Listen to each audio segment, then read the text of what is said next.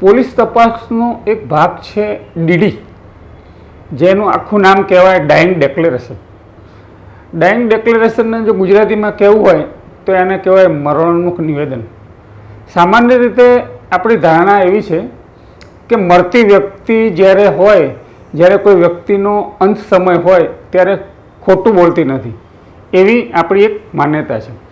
અને એ પ્રમાણે જો ડાઇંગ ડિક્લેરેશન જોવા જઈએ તો ડાઇંગ ડિક્લેરેશનની અંદર છેલ્લે વ્યક્તિને બધું પૂછવામાં આવે છે.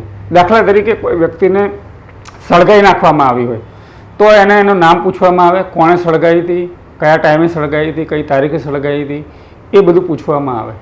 ડાઇંગ ડિક્લેરેશન એટલા માટે લેવામાં આવે છે કે જો એનું આ રીતનું નિવેદન લઈ લીધું હોય અને એ વ્યક્તિ જો મરી જાય તો જ્યારે કેસ ચાલવા પર આવે ત્યારે એ ડાઇંગ ડિક્લેરેશન એ પુરાવાનો હિસ્સો બને છે. અને આવું જે ડાઇંગ ડિક્લેરેશન છે એ એક્ઝિક્યુટિવ મેજિસ્ટ્રેટ રૂબરૂમાં લેવામાં આવે છે.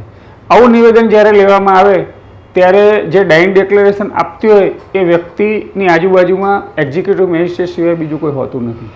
એટલે ડાઇંગ ડિક્લેરેશનનું કાયદામાં પુરાવામાં બહુ જ મહત્ત્વ છે કે જ્યારે વ્યક્તિ છેલ્લી શ્વાસ લેતી હોય અને ત્યારે જે નિવેદન આપે અને એ પ્રમાણે જે કોઈ આરોપીનું નામ આપે ને આરોપીનો રોલ બતાવે તો એ પ્રમાણે આરોપી સામેનો ગુનો જ્યારે કેસ ચાલવા પર આવે ત્યારે પુરવાર થાય છે.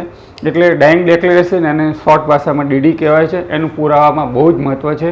અને જ્યારે પણ આવો બનાવ બને, કોઈ પણ પ્રકારનો ગંભીર પ્રકારનો બનાવ બને કે જ્યારે વ્યક્તિને આપણને એવું લાગે કે આ વ્યક્તિને જીવવાની આશા હવે જીવી શકશે નહીં, ત્યારે આપણે ચોક્કસ ડાઇંગ ડિક્લેરેશન લેવડાવવું જોઈએ.